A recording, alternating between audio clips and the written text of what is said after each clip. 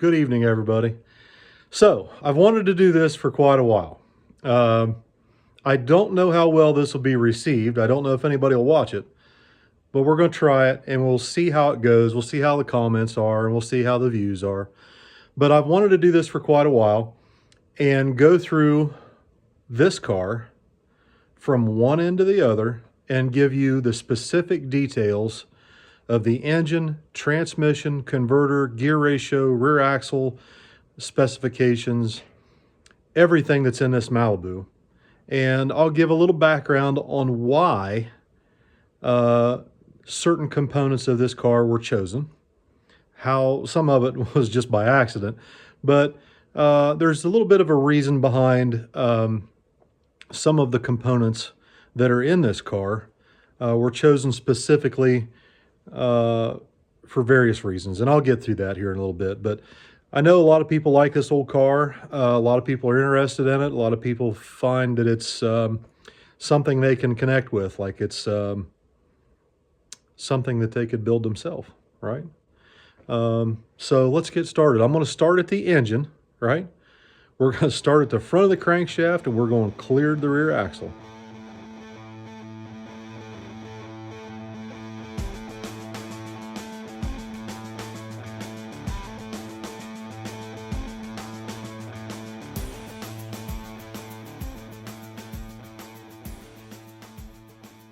All right, guys, so we're going to start at the bottom, at the oil pan, and work our way up.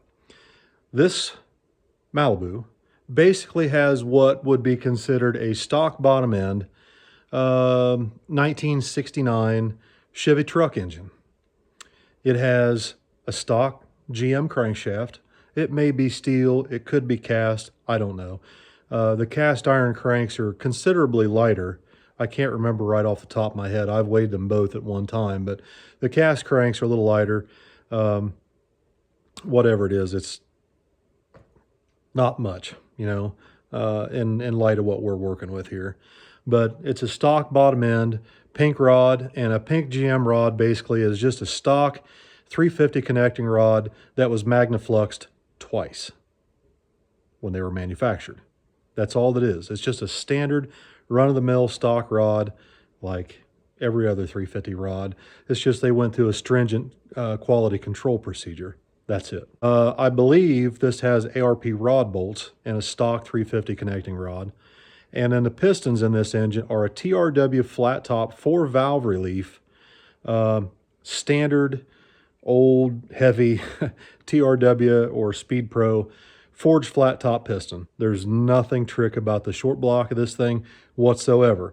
It does have a 7-quart oil pan, and it also has a high pressure oil pump in it, standard volume, high pressure. This engine carries 75 to 80 pounds of oil pressure cold, and generally it carries 60 pounds of oil pressure hot going up the road at about 22 to 2500 RPM. We run just a standard oil filter. Usually I run a Wix racing filter, like a 1060R or 51 1060R or something like that. Standard stuff, nothing exotic whatsoever. So moving up from the short block, we'll go to the cylinder heads. So the cylinder heads on this engine are Airflow Research Eliminator 195cc intake runners. They have a 65cc combustion chamber, 195cc intake runner, and they are literally out of the box cylinder heads. We literally took these cylinder heads straight out of the box and bolted them right on this short block when we got this engine put together for the Malibu. If you remember, this short block came out of Billy's old Nova. It was what Billy called the Dirty Deeds Nova, that old purple Nova that we found down near Cincinnati. Bought it, brought it home, and Billy dailied it for a few weeks and then turned around, sold it. I think he raffled it. And a friend of ours up near Delaware ended up with the car, and he LS swapped it and sold Billy the engine and transmission back out of the old Dirty Deeds Nova. So that's the short block that's in this car. And we literally took these Airflow Research heads straight out of the box, bolted them right on with a Comp Extreme Energy hydraulic roller camshaft. Now this camshaft is a retrofit hydraulic roller intended to be used with a 1/6 rocker. However, we are not using a 1/6 rocker on this. We're using a 1/5 ratio rocker, and I'll explain to you why here shortly. But this camshaft is actually intended for a fuel-injected combination. It does have a fairly rough idle. However, it drives really nice. Like as soon as you touch the throttle, the chop in the camshaft goes away and it starts to produce good torque. It's just a really, really nice street camshaft. Now, it would maybe make a little bit more power with a 1/6 ratio rocker arm, and it would have more lift. However, instead of a 579 or 580 lift, it's like a 540 something lift with a 1/5 rocker. However, a little trick that I've learned is that the small block Chevy hydraulic roller camshafts, I don't care what they say. I don't care what they advertise them to pull to. 62 to 6,400 RPM is about all you're going to get out of a hydraulic roller camshaft in a small block Chevy. And they will run a little bit better with a rev kit. I don't care what anybody says. Don't even bother talking to me in the comments. I would have a hydraulic roller rev kit on every hydraulic roller engine I had. We didn't have one available at the time we were putting this together, kind of a hurry, whatever. We weren't worried about it. But I would really like to have a rev kit in this, and I may put one in it someday. I'll tell you right now, if I had a 1/6 rocker on it, I would absolutely pull the intake and put a rev kit in it. Just real quick, I'll go over with you what a rev kit is, if some of you may not understand. But a rev kit basically has these aluminum plates and little tiny springs that seat on top of a hydraulic roller lifter, and the springs go between the lifter and the aluminum plate that goes just below the cylinder head. And what that does is it basically controls the lifter body without putting undue pressure on the hydraulic lifter plunger. So on a hydraulic lifter, just standard issue hydraulic lifter, like I said, you have to run a lot of valve spring pressure on small block Chevy because the cam core diameter is so small. And by the time you put enough valve spring pressure on a hydraulic roller lifter to control it above 6,500 RPM in a small block, the valve spring pressure is so high that the hydraulic lifter can't handle it, and you collapse the lifter under valve spring pressure. So what a hydraulic roller rev kit does is it basically applies valve spring pressure to the body of the lifter, not the hydraulic plunger.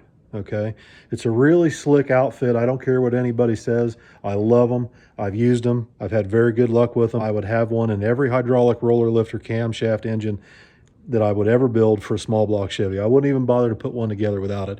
If it's any kind of a high performance engine, I really would. So that's that. Moving on. Like I said, this is a Comp Extreme Energy cam built for a 1/6 rocker. However, I'm using a 1/5. Let me get my notes here. It is a 584 on the intake, 579 lift on the exhaust with a 1/6 rocker. And we run a 1/5 rocker on it, so it's actually only a 547, 542 lift. Again, it's a Comp XFI hydraulic roller, part number at Jegs. Uncle Terry sold it to me, bless his heart. The camshaft part number is 249-CL12-468-8, and that's a cam and lifter combination.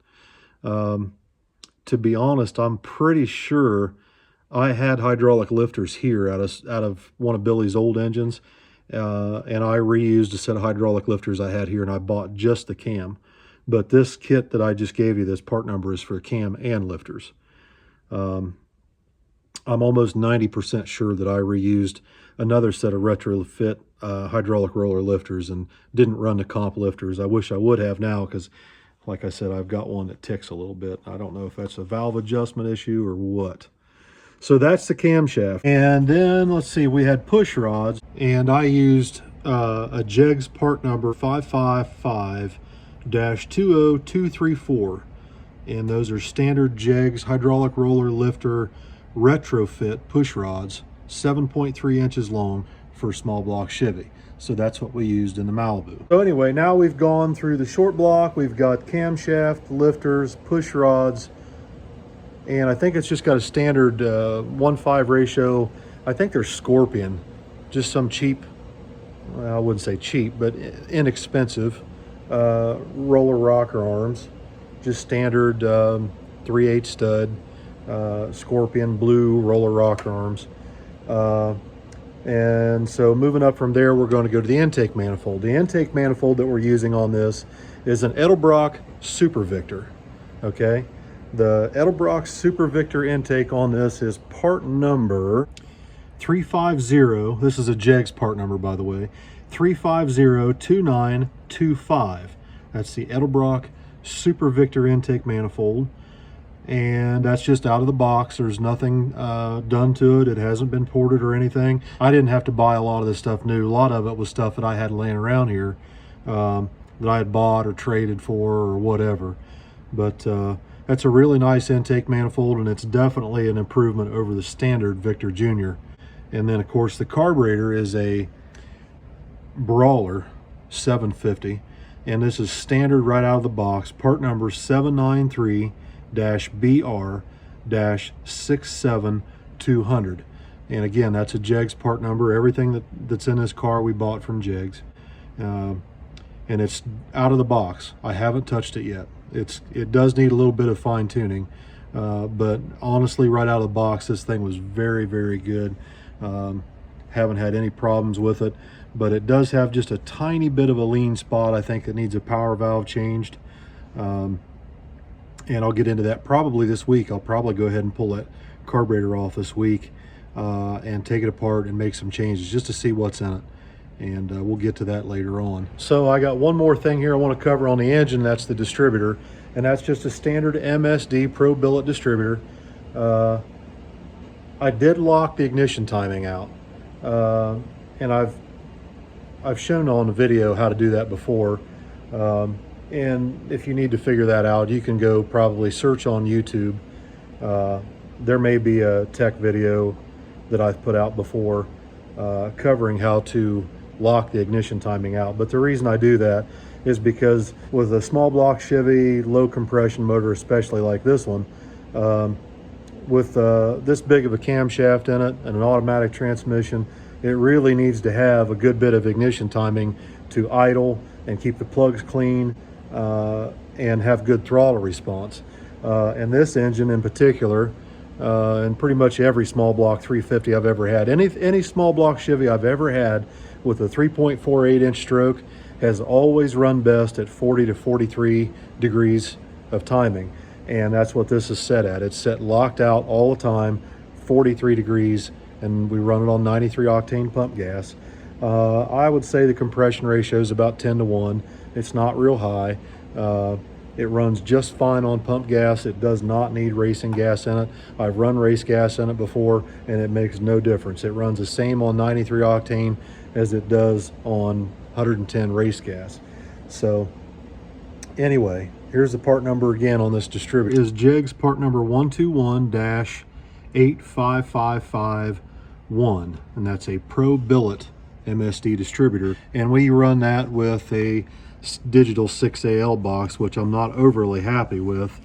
I'm on my second one so far on the Malibu, and I had two of them on the 55 Chevy before that gave me the same problem, and I ended up just taking the digital one off and putting a standard old MSD 6AL box on the 55. And if this one goes out again, that's probably what I'm going to do. I'll find an old 6AL box and put on this Malibu. So that gets us through the engine.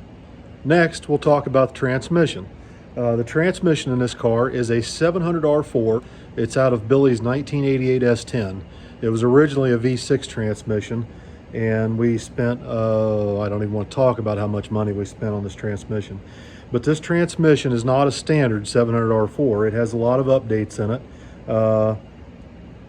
It has, I can't even remember how many high gear clutches it's got. It's got as many high gear clutches as you could put in one. That's all I can remember, because we were all the time burning high gear clutches out of it. But one thing it does have, it's kind of trick, is it has a TCI constant pressure valve body.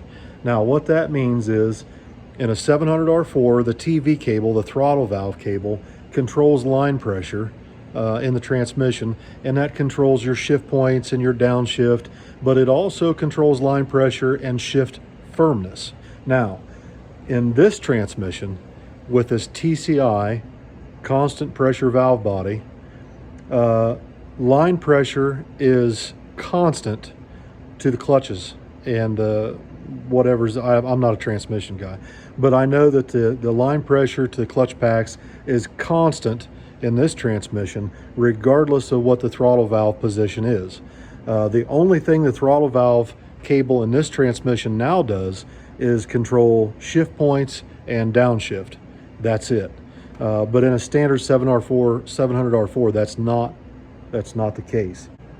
Also, on this transmission, I use a TCI kit to control transmission converter lockup, the TCC valve.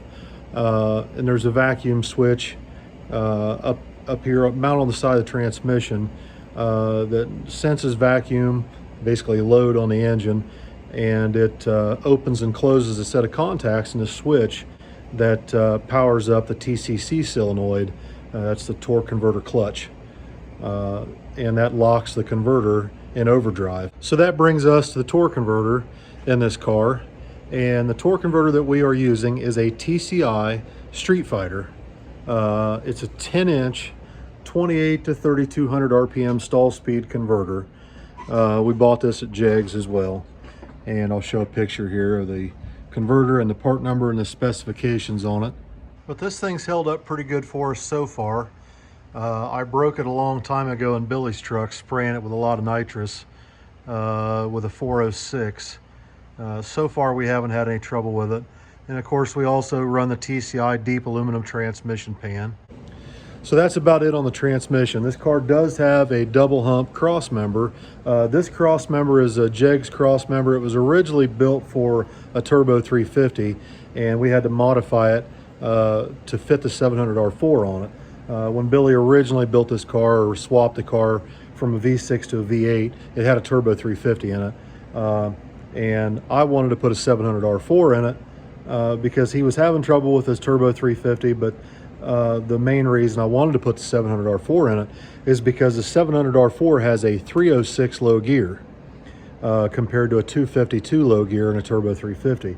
So that 306 is really good for foot brake racing, and I figured eventually this thing was probably going to get bracket raced and foot brake raced in Sportsman Eliminator, or maybe in some index classes.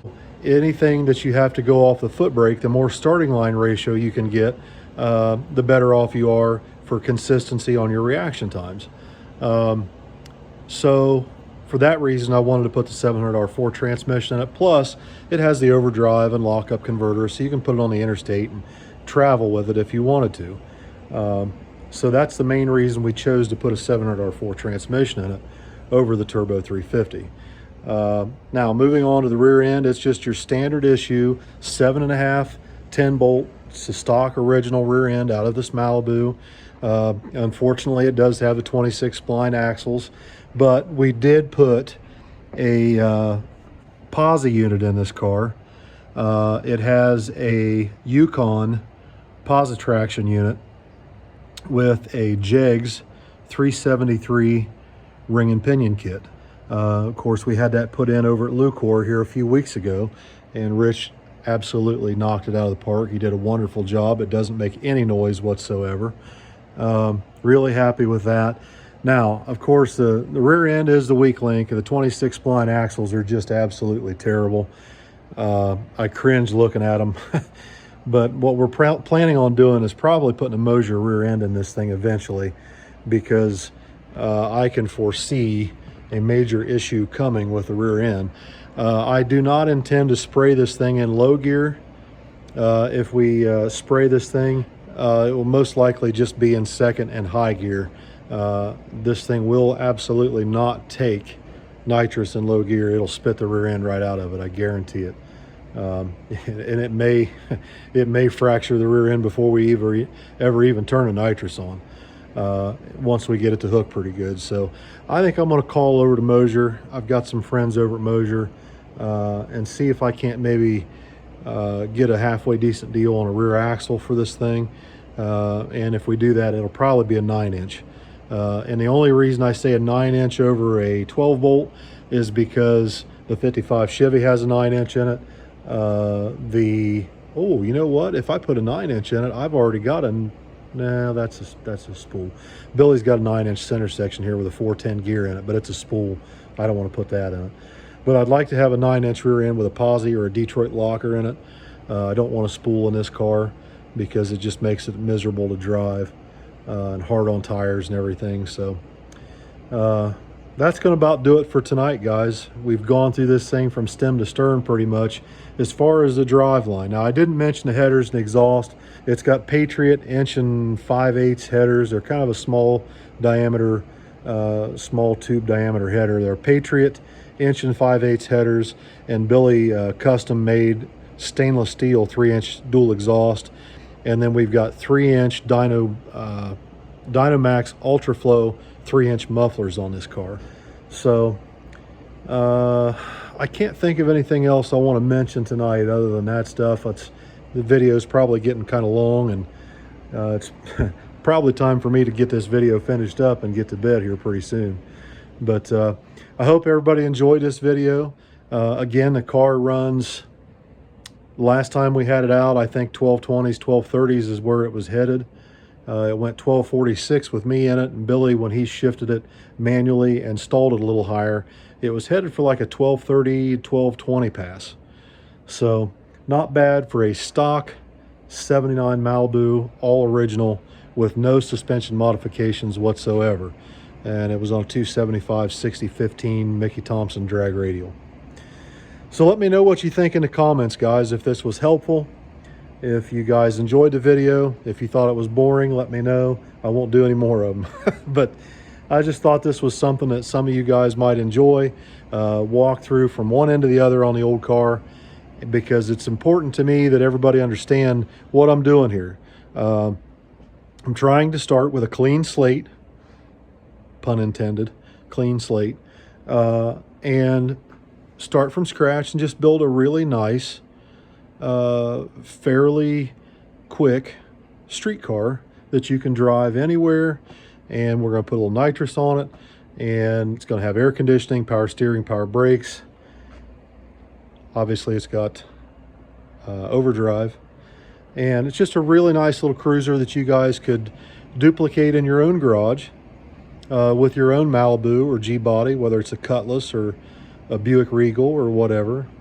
But it'd be a nice little project. And Billy's working on the suspension, putting all the upper and lower control arms on and the anti-roll bar, and they put the nitrous kit on for me this week. I really appreciate Billy and Rob and Tommy for coming over and helping with that stuff.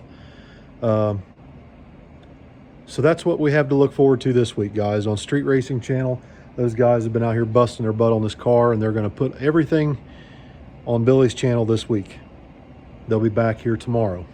So I'm going to hop off here for tonight, guys. Let me know what you think of this video in the comments, if it's helpful, if it's interesting, if it's boring, it sucks, if it's great, whatever. Let me know. Talk to you later. Thanks, guys, for watching.